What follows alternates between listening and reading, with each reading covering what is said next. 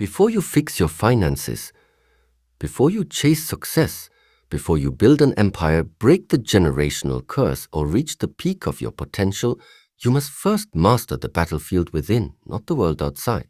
But the one that whispers doubt in the silence, screams fear in the dark, and wages war on your peace every time you try to move forward, the most dangerous enemy is not out there.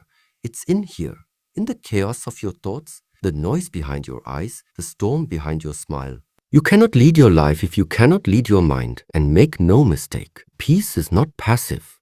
It is a decision, a discipline, a skill forged in the fire of discomfort. There are no calm minds without confrontation. You must confront the clutter, the anxiety, the narrative you never questioned, the pace you never set, the fear you inherited but never examined, every giant you wish to slay, every mountain you dream to climb, every purpose you long to fulfill. It all begins in the quiet, and that quiet must be built by force, not by accident. Do not wait for the world to become peaceful. It never will.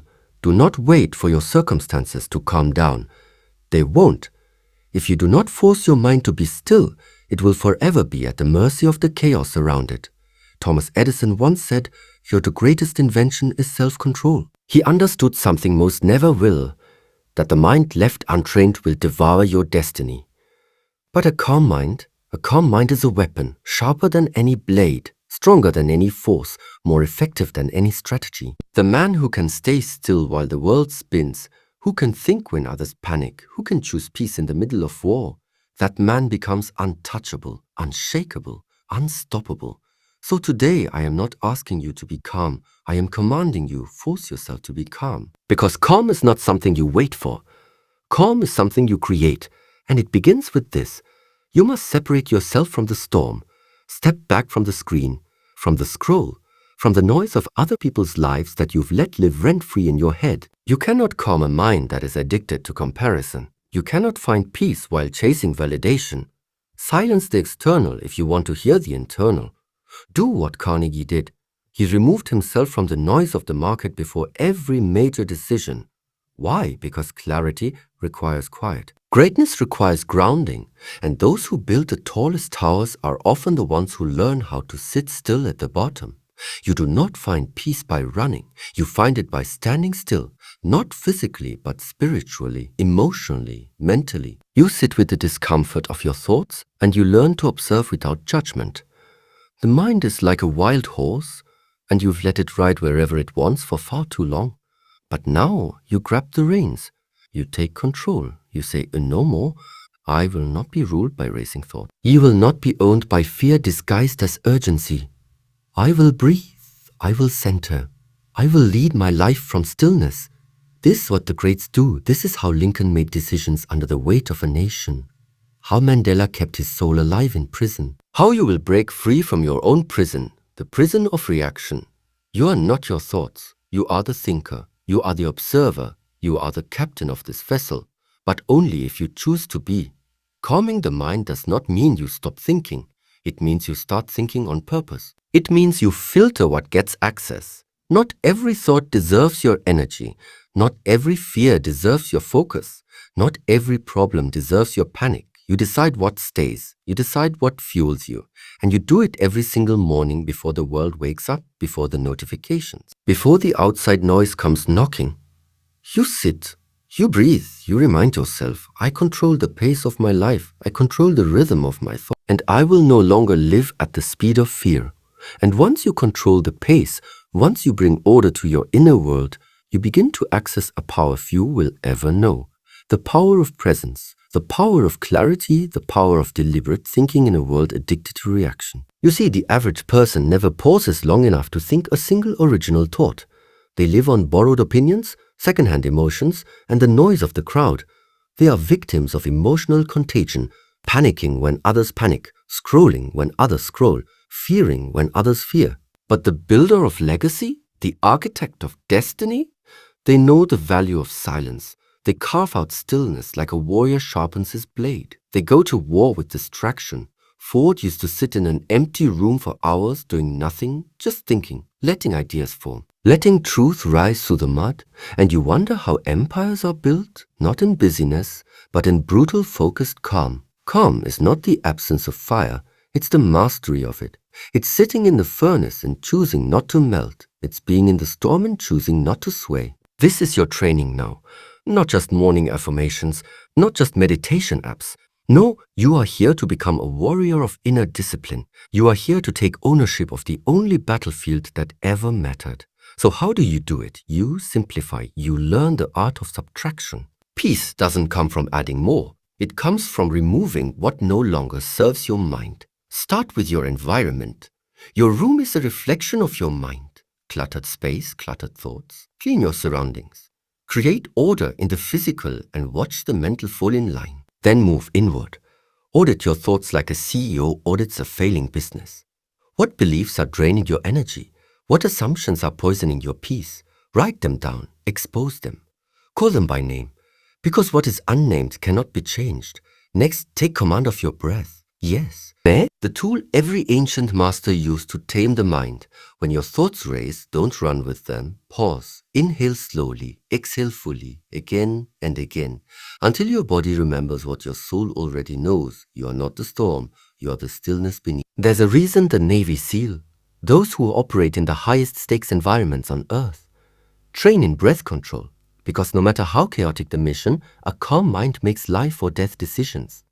If it works in war, it will work in your business, your relationship, your goals, your awakening. And finally, you must take control of your inputs. Your mind cannot bloom if it is fed poison. Social media is not neutral. The company you keep is not neutral. You are either calming your mind or crowding it.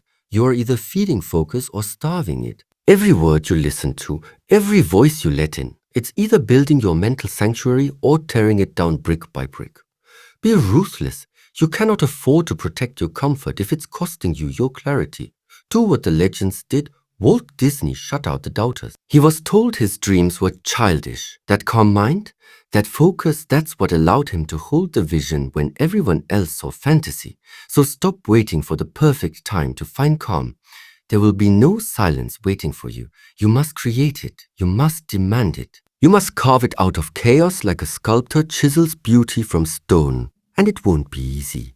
Because this world is designed to keep you distracted, designed to keep you reactive, addicted to urgency, chasing noise, numbing truth. But you are not here to be average. You are here to be awake, to be alive. To rise above the fog and plant your flag in clarity. Because when the mind is still, vision returns. Purpose sharpens, direction emerges like sunlight through a storm.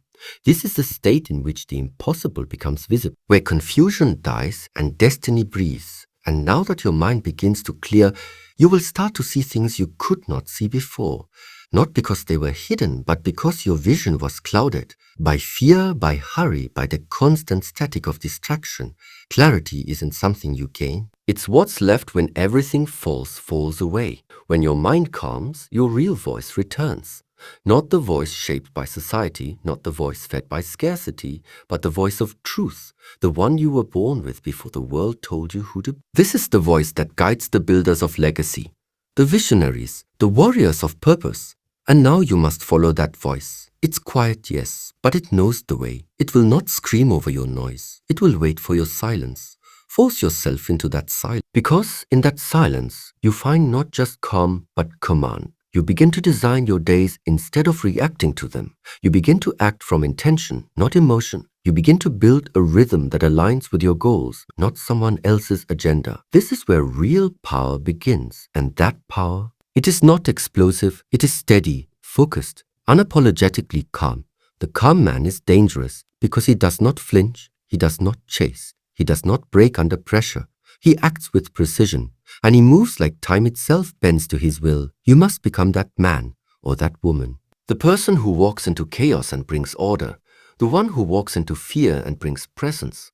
Because when your mind is still, even war cannot move you. Even loss cannot paralyze you. Even doubt cannot drown you. This is not a fantasy. This is a practice, a daily devotion to stillness. A sacred decision to return to yourself every single time the world pulls you away. That is your anchor. Not control of others, but control of yourself. Not control of outcomes, but control of focus. Not perfection, but presence. You are not meant to live in panic. You are not wired to survive in constant fear. And the longer you stay disconnected from calm, the more your soul will scream for peace in ways you don't understand. Sleepless nights, short temper, foggy purpose. These are not just stress, these are signals, messages from the depths of you. Screaming, come home, come back to stillness. So you come home by force if you must, because waiting for peace to arrive is a fool's game. You demand it, you claim it, you fight for it with the same fire you used to chase your goals. And understand this truth, calm is not weakness. It is strength under full control. It is fire restrained. It is emotion mastered. It is chaos tamed. When Lincoln led a broken nation, he was not the loudest voice in the room. He was the calmest, measured, intentional, resolute in silence. That's how he led. That's how he survived the unthinkable. And so must you, because your world will try to break you. It will come for your focus, for your attention, for your identity. And the only way you win, the only way you rise, is to stop handing out access to your mind like it's cheap real estate. Your thoughts are sacred. Your mental space is sovereign. Your peace is a boundary, not a suggestion. So build a fortress, not one of walls, but one of rituals. Wake early, sit in silence, breathe with intention, speak with clarity, write with purpose, move with stillness. Protect your mental energy like your life depends on it, because it does. Every success you crave, every breakthrough you dream of, every version of you haven't met yet, they're all waiting behind the door of stillness. But the key, it's in your hands, it's in your habit. It's in your willingness to do what others won't, to slow down so you can speed up with purpose. This is not about peace for peace's sake. This is about peace as power, peace as performance, peace as the foundation of everything you will build. Because when your mind is still, you are finally fully awake.